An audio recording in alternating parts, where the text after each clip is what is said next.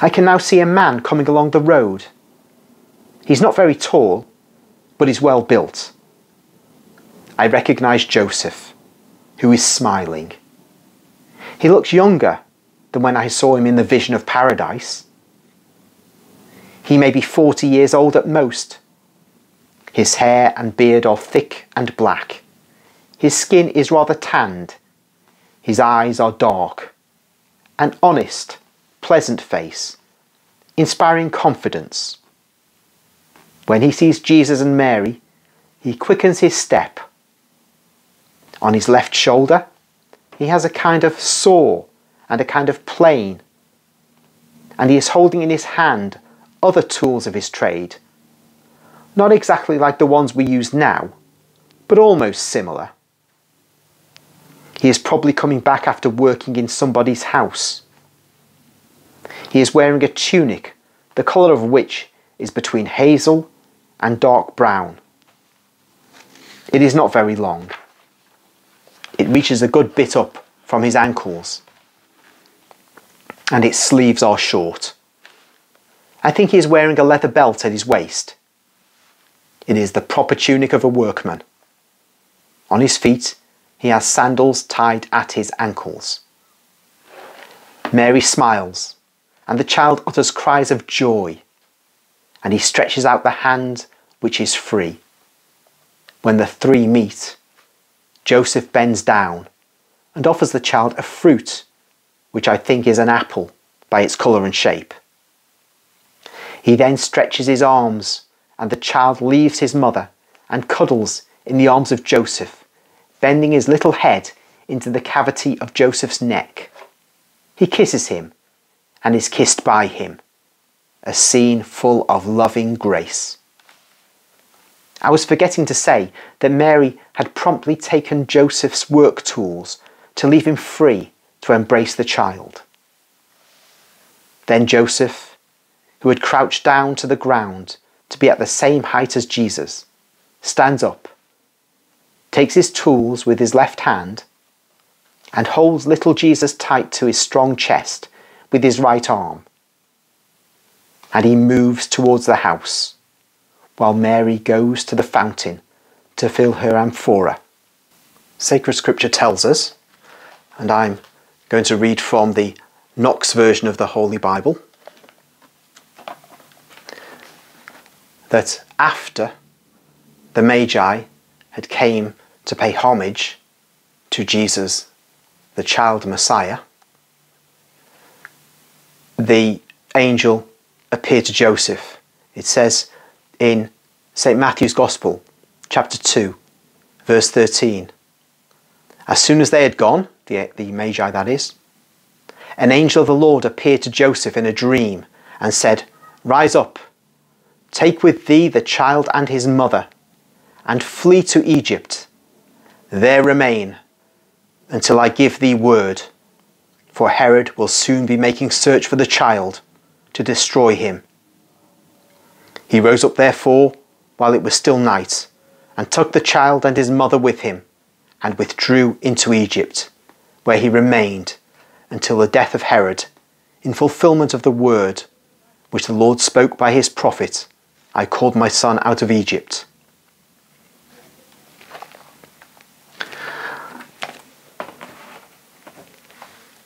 Then they go to Egypt, and eventually the angel tells them to come back, but we learn nothing of what happened whilst they were in Egypt.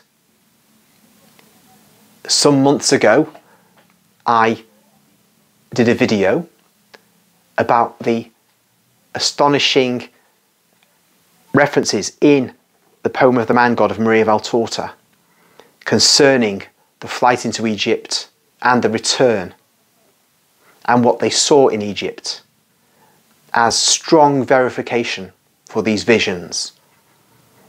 I'll try to remember to put a link to that video at the end of this video. There's also a video which accompanied that second video, which looks at the apparitions of the Blessed Virgin Mary at Zaytun in Cairo, which is, according to Coptic tradition, a place through which the Blessed Virgin St. Joseph and the child Jesus went on their journey into Egypt.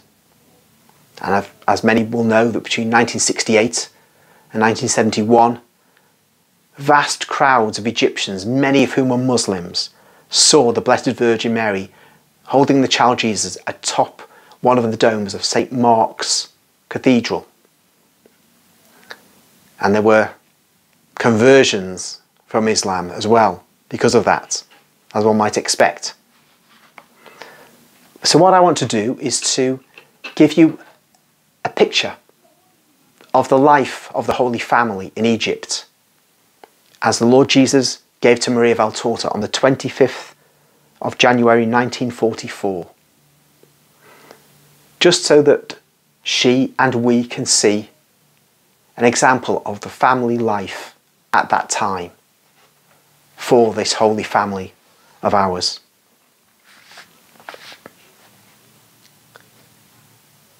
It begins.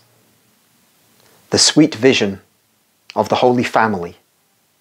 The place is in Egypt. I have no doubt, because I see the desert and a pyramid. I see a small house with a single floor, a ground floor, completely white. A poor house of very poor people. The walls are just plastered and whitewashed. There are 2 doors, one near the other, leading into the only 2 rooms of the house, which, for the time being, I do not enter. I'll just pause there for a moment. You might be wondering what she's talking about. She does not enter on these visions. They're visions, but more than visions. Just as we might imagine she's sitting there in front of a TV screen or a cinema screen seeing this and recording what she's seeing, we'd be a bit mistaken, because although there's that, she often is in the vision itself, and she can look round and see. And I don't know whether it's every time she's actually in the vision, but it's an awful lot of times. And so when she says she does not enter, it's because she has an expectation that she will go into buildings, into fields, or along paths with apostles and Jesus. To resume then. The little house is in the middle of a small piece of sandy ground, enclosed by a fence of canes fixed into the ground, a very weak protection against thieves. It can serve only as a protection against cats or stray dogs. On the other hand, who would think of stealing where it is quite visible that there is not even the shadow of riches? The little piece of ground, enclosed by the cane hedge, has been patiently cultivated as a little garden, notwithstanding that the earth is arid and poor. In order to make the hedge a little thicker and less scanty, they have grown some creepers, which appear to be modest convolvuli. Only on one side there is a shrub of jasmine in full bloom and a bush of common roses. In the kitchen garden, I see some very modest vegetables in the centre under a tall plant which I do not recognise, and which gives some shade to the arid ground and to the little house. A little black and white goat is tied to the plant, and it is browsing on the leaves of some branches thrown on the ground. And nearby, on a mat on the ground, there is the child Jesus. I think he must be 2 years old, or 2.5 at the very most. He is playing with some little pieces of carved wood, which look like little sheep or little horses, and with some clear wood shavings, less curly than his golden curls. With his little plump hands, he is trying to put those wooden necklaces onto the necks of his little animals. He is quiet and smiling, very beautiful. His little head is a mass of very thick little golden curls. His skin is clear and slightly rosy. His eyes are live and bright, of a deep blue colour. The expression, of course, is different, but I recognise the colour of the eyes of my Jesus. Two beautiful dark sapphires. He is wearing a kind of a long white shirt, which must certainly be his tunic, with short sleeves. At present, he has nothing on his feet. His tiny sandals are on the mat, and they too are being used as a toy by the child, who is placing his little animals on the mat, and then pulls the sandal by the strap, as if it were a little cart. The sandals are very simple, a sole and two straps, one of which coming from the point and the other from the heel of the sole. The one coming from the point then splits at a certain point, and one length passes through the eyelet of the strap from the heel, then goes round and is tied with the other piece, forming thus a ring at the ankle. A little farther away, sitting also in the shade of the tree, there is Our Lady. She is weaving at a rustic loom and watching the child. I can see her white, slender hands moving backwards and forwards, throwing the shuttle on the weft, while her foot, shod in a sandal, is moving the pedal. She is wearing a tunic, the colour of mallow flowers, a rosy violet, like certain amethysts. She is bareheaded, and so I can see that her hair is parted, forming two simple plaits which gather at the nape of her neck. Her sleeves are long and rather narrow. She has no other ornament except her beauty and her most sweet expression. The colour of her face, of her hair, and her eyes, the form of her face, are always the same every time I see her. She looks very young now. She looks about 20 years old.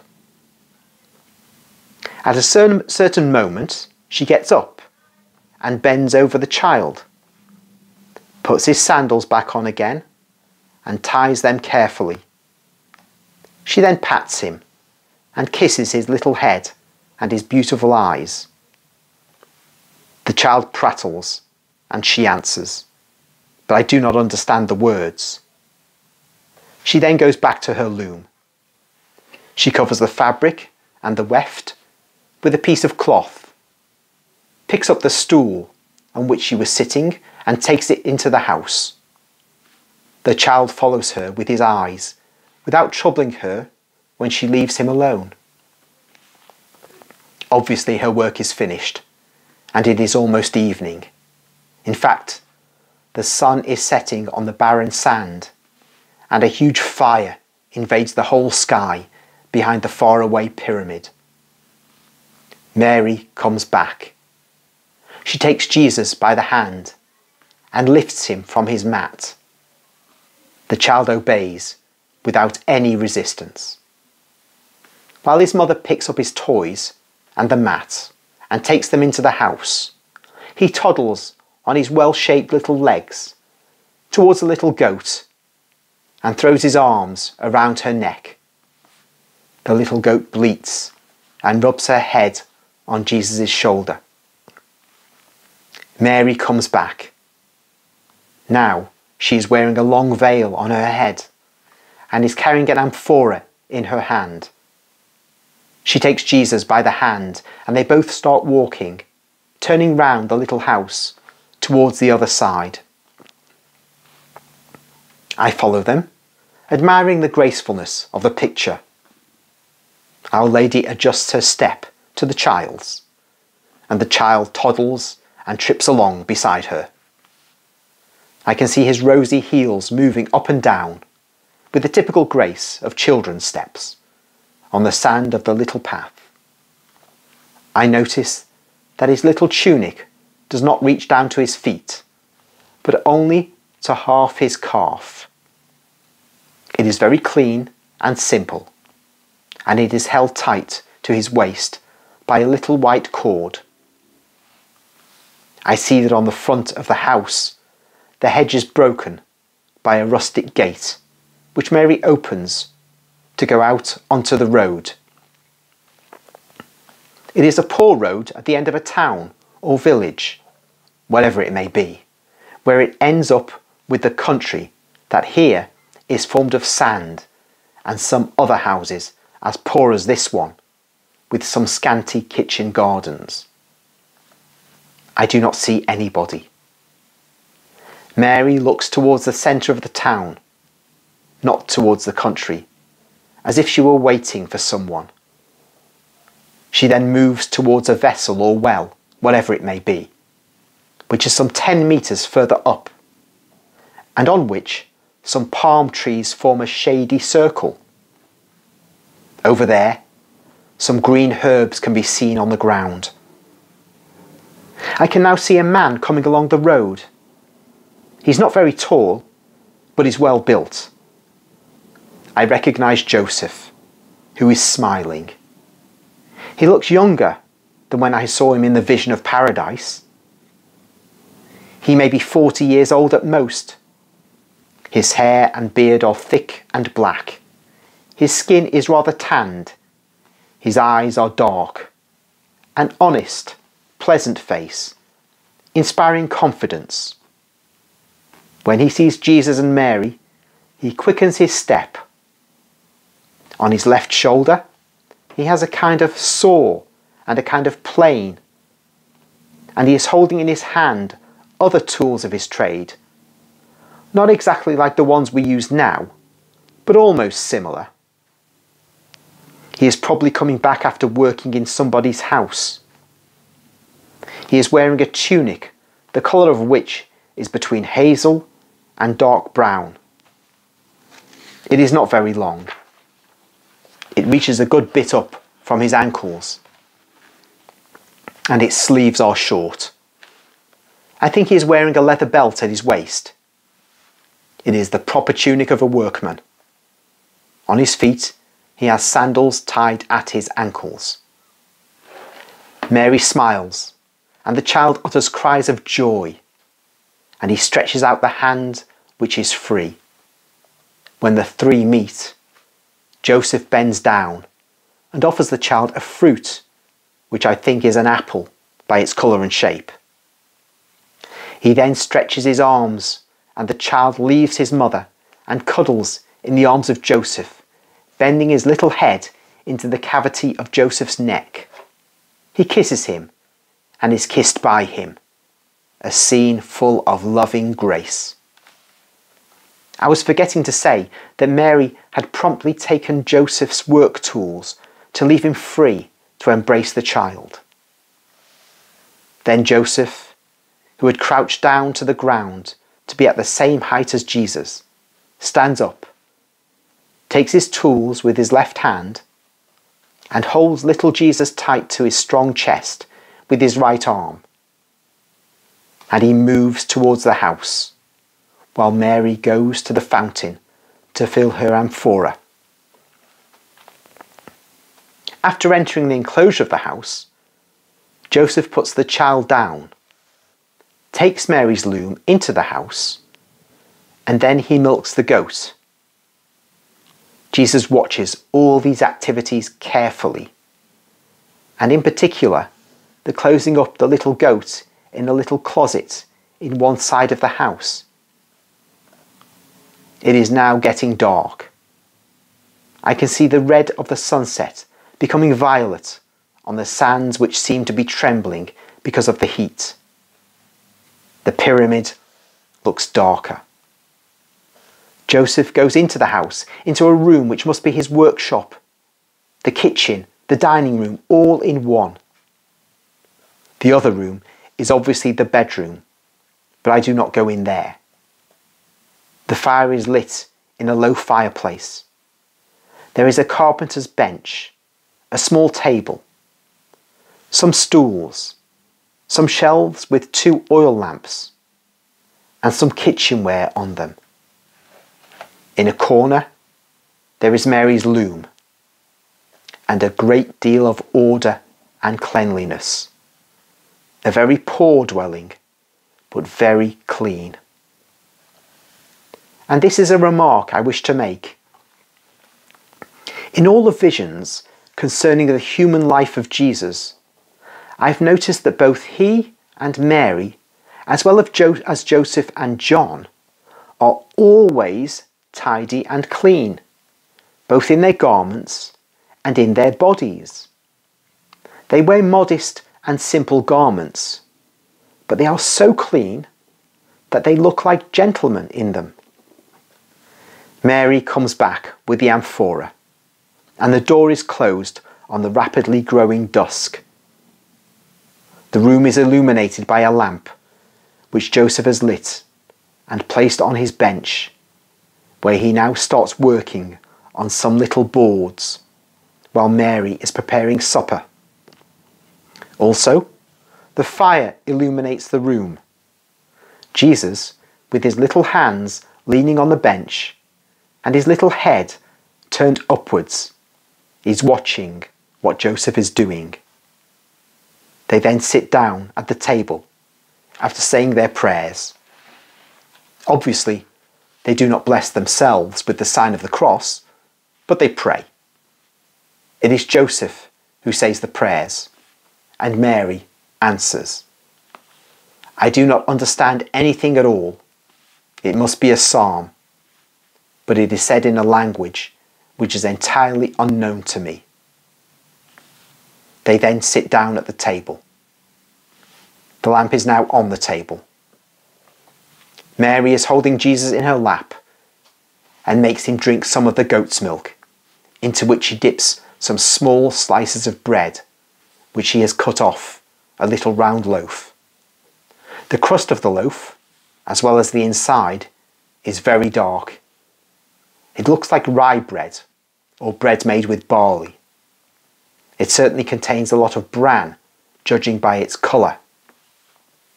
In the meantime, Joseph eats some bread and cheese, a small slice of cheese and a lot of bread.